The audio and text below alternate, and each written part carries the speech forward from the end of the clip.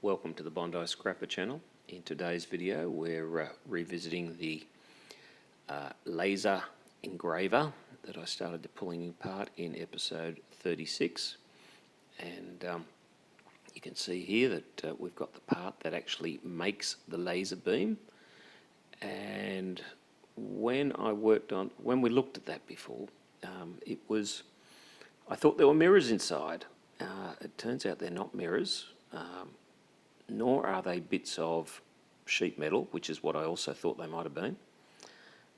Any minute now we're going to see, there you can see inside the circle, inside that rubber O-ring, those two items there, I thought they were sheet metal, and I'm cutting down, and it turns out that I'm actually starting to cut into them and shave a slither off.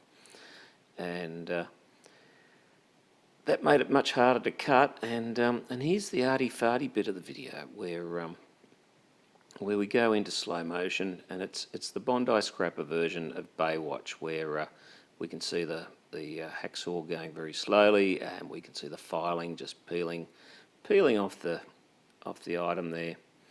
And yeah, that's pretty sexy stuff, really, you know, if you like hacksawing. But yeah, this was slowing me down, and it's going to take a while.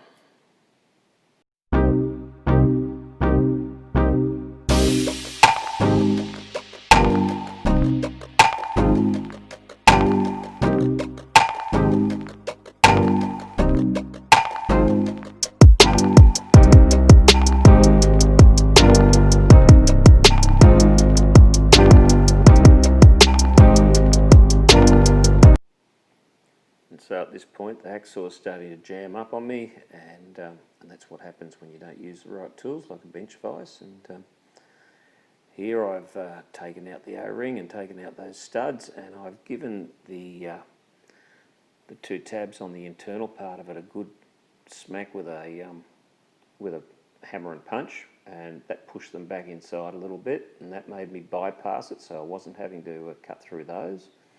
But you can see I'm still struggling a bit. I'm actually running out of puff, but I mean, this is only 5 minutes into the actual cutting. It didn't take that long at all, and half the effort that I'm putting in is going in just to hold the thing in place. And but there I am going for it, hammer and tongs, and I'm probably not very impressed at this point in time, and muttering a few coarse words underneath, and then I give up and I think, no, I'll just use brute strength and peel the thing off. And you can see there on those tabs on the inside where I have actually cut through them and then given them a belt and dented them a bit with the punch, so that's pretty good. And here we are having a good look inside, and what I thought were just little sheet metal tabs, turns out they go the whole length of the item. And so I thought, well, I'll see if I can punch them out, and I made a little mount there to put it on, and I was going to give it a hit, and lo and behold, they just fall out. So that was pretty good too. I was pretty happy with that point. Give it a thumbs up, and now we're looking at the item to see how it's put together. So it's held together by those that aluminium spiral, and the copper bits are actually where the laser is generated, from what I can work out. And that was where the connector was that came in from the power supply. And I've got some metric and some AF Allen keys there, and for some strange reason neither metric or AF fits the bulk of the screws that are holding it all together.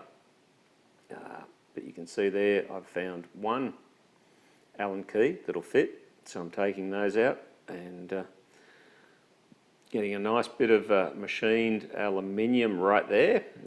So that's a little bit of aluminium for it, and also getting a little brass screw, and then that there is copper, bit of chunk of copper. So yeah, a couple of little good things in there, and doing a bit of value add rather than putting it in as what they would have called dirty aluminium.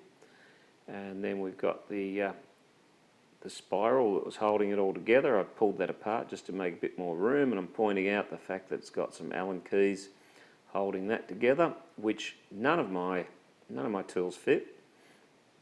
And so I've got this pair of Toyota adjustable pliers out, trying to undo it. That doesn't work, and so what you do is you give it a whack, and if there's any corrosion where it's bonded together with corrosion, or if it's had some Loctite put on it, often giving it a whack straight down will release that and allow you to undo it. And so did it with the pliers, and now I'm doing ultimate butchery and using a screwdriver to undo the Allen keys. And you can see it's so shiny that it actually looks like there's two Allen keys there. So yet another one of these jobs that requires a bit of patience. The hacksawing didn't take very long at all, but tell you what, undoing these screws took absolutely forever. And I'll just leave you to watch what's going on there.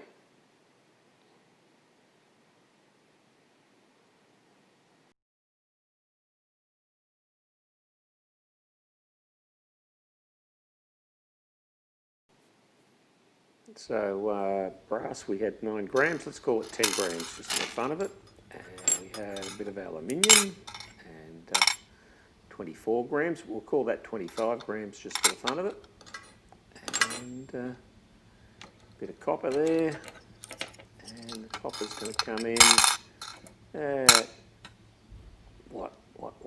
it's going to come in at around about, let's call that 35 grams just to round things off.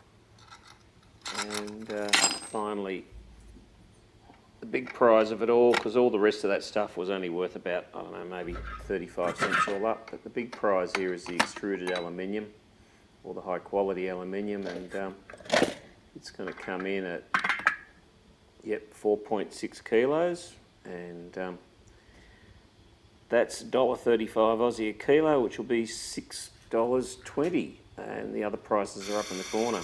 And here's a bit of sexiness for you.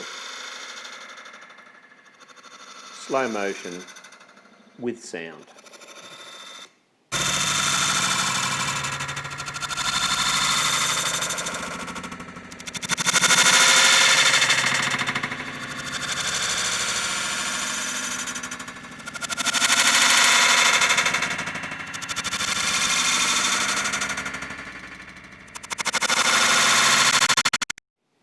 So I hope you enjoyed that. Thanks for watching. See you next time. Bye.